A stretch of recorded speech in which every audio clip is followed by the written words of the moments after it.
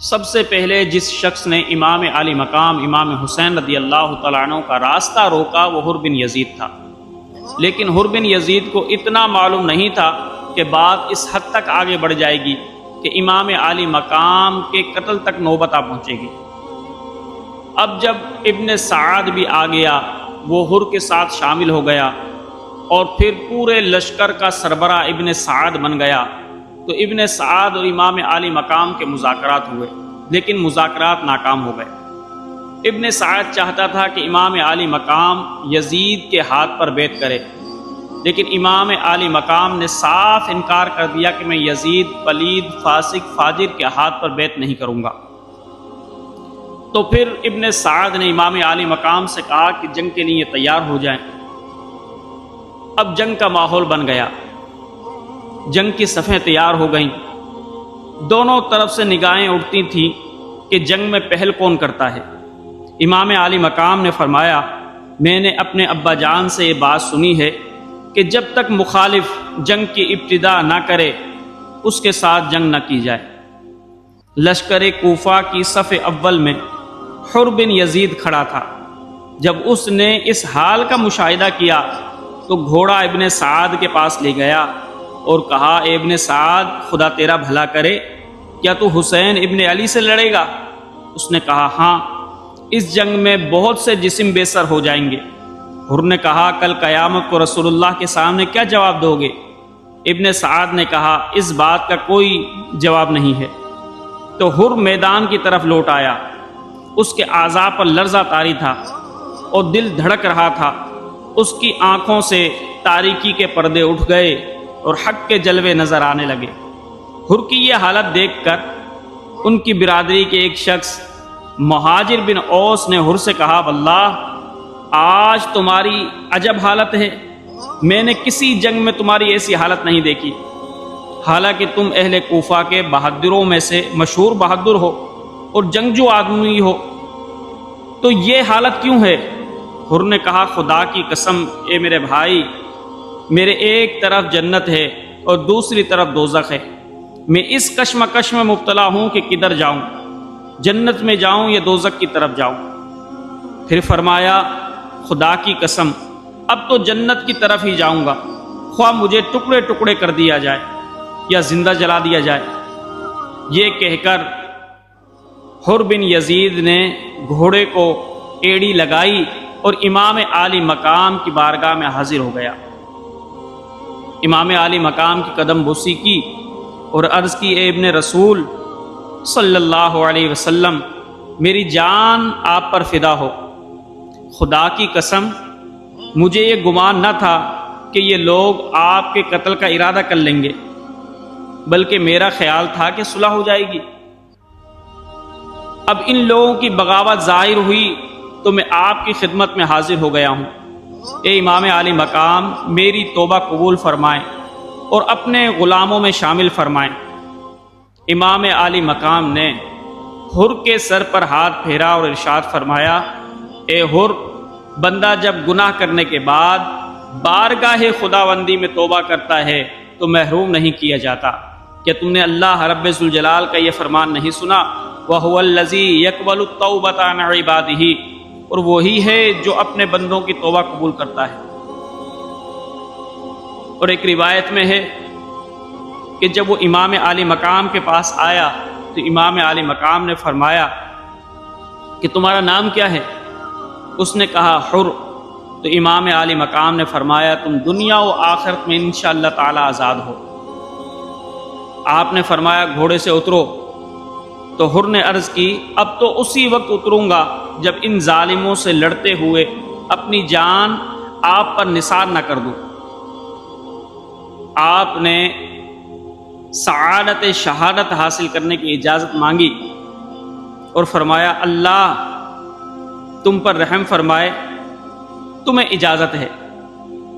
تو وہ امام علی مقام سے اجازت لے کر سیدھا میدان کے اندر آ گیا اور ابن سعد اور کوفیوں کو خطاب کرنے لگا۔ حر بن یزید نے کہا، لوگو، امام حسین نے جو تمہارے سامنے 3 صورتیں پیش کی ہیں ان میں سے کوئی ایک صورت کیوں نہیں مان لیتے؟ کوفیوں نے کہا ہم سے بات نہ کرو، ابن سعد سے بات کرو۔ حر بن یزید نے ابن سعد سے بات کی۔ ابن سعد نے کہا اب ایسا نہیں ہو سکتا۔ حضرت حر نے کہا، پھر کوفیوں سے کہا خدا تمہیں تباہ و برباد کرے، تم نے خود امام حسین کو بلایا، جب وہ آ گئے تو تم نے ان کا ساتھ چھوڑ دیا، اور تم نے کہا تھا کہ ہم ان پر جانیں قربان کریں گے، مگر اب تم ان پر حملہ کرنے کے در پر ہو۔ تم نے ان کو میدان جنگ میں چاروں طرف سے گھیر لیا ہے، اور تم نے ان پر نہر فرات کا پانی بند کر دیا ہے۔ اے بدبختو، اس نہر فرات پر تو یہودی، عیسائی، مجوسی، بلکہ کتے اور سور تک پانی پیتے ہیں، مگر اس پانی کے لیے حضرت امام حسین اور ان کے اہل و خانہ تڑپ رہے ہیں، اور تم نے پانی پر پہرا بٹھا رکھا ہے۔ اگر تم نے اس وقت توبہ نہ کی تو قیامت کے دن خدا تعالیٰ تمہیں بھی پیاسا تڑپائے گا۔ جب یہ کہا تو کوفی جل بھن گئے۔ کوفیوں نے حضرت حر پر تیر برسانا شروع کر دیے۔ وہ لوٹ کر امام عالی مقام کے سامنے آ کھڑا ہوا، اور ایک روایت میں ہے کہ حضرت حر جب امام عالی مقام کی خدمت میں آیا تو اس نے کہا اے ابن رسول، میں نے رات کو اپنے والد کی خواب میں زیارت کی ہے، تو اس نے میرے پاس آ کر کہا اے میرے بیٹے حر، ان دنوں کہاں جا رہے ہو؟ تو میں نے خواب میں ہی عرض کی امام حسین کے راستے کی ناکہ بندی کے لیے جا رہا ہوں۔ تو امام عالی مقام میرے باپ نے چیختے ہوئے کہا اے میرے بیٹے، تجھ پر افسوس ہے، تجھے رسول خدا کے بیٹے سے کیا کام؟ اگر تو جہنم کی آگ برداشت کرنے کی طاقت رکھتا ہے تو جا اور ان سے جنگ کر، اور اگر پروردگار عالم کی رضا اور رسول صلی اللہ علیہ وسلم کی شفاعت اور جنت کے باغات اور محلات کی طلب رکھتا ہے تو جا اور امام پاک کے دشمنوں سے جنگ کر۔ اے امام عالی مقام، آپ مجھے اجازت عطا فرمائیں تاکہ اب میں دشمنوں سے جنگ لڑ کر ابا جان کے خواب والی تعبیر پوری کروں۔ امام عالی مقام نے فرمایا اے حر، تو ہمارا مہمان ہے، ذرا ٹھہر تاکہ دوسرے آدمی کو جنگ کے لیے بھیجا جائے۔ حضرت حر نے عرض کیے امام عالی مقام، پہلا شخص جس نے آپ کو گھیرے میں لیا وہ میں ہی تھا، اب آپ اجازت دیں تاکہ دشمنوں سے سب سے پہلے میں ہی جا کر لڑوں اور اللہ کی راہ میں شہید ہو جاؤں۔ تو امام عالی مقام نے حضرت حر کو اجازت دے دی۔ حضرت حر مرد دلاور اور بہادر تھے۔ ایک تنہا حر کو 1000 جوانوں کے برابر سمجھا جاتا تھا۔ حضرت حر جب میدان میں پہنچے تو دشمن حل میں مبارز کا نعرہ لگا رہے تھے۔ حضرت حر میدان جنگ میں اترے تو ابن سعد نے جب حضرت حر کو دیکھا تو اس کے جسم پر لرزہ طاری ہو گیا۔ اس نے مشہور پہلوان صفوان بن حنظلہ سے کہا کہ جاؤ حر کے پاس اور اسے نرمی سے میرے پاس بلا لاؤ، اگر وہ تیری بات مان لے تو اس کا سر تن سے جدا نہ کرنا، اور اگر وہ تیری بات نہ مانے تو پھر تو اس کا سر تن سے جدا کر دینا۔ تو صفوان حر کے کہنے کے مطابق میدان جنگ میں اترا اور حر کے سامنے آیا اور کہا اے حر، تو عقل مند اور بہادر آدمی ہے، یہ مناسب نہیں کہ تو یزید سے رخ موڑ کر حسین کی طرف رخ کرے۔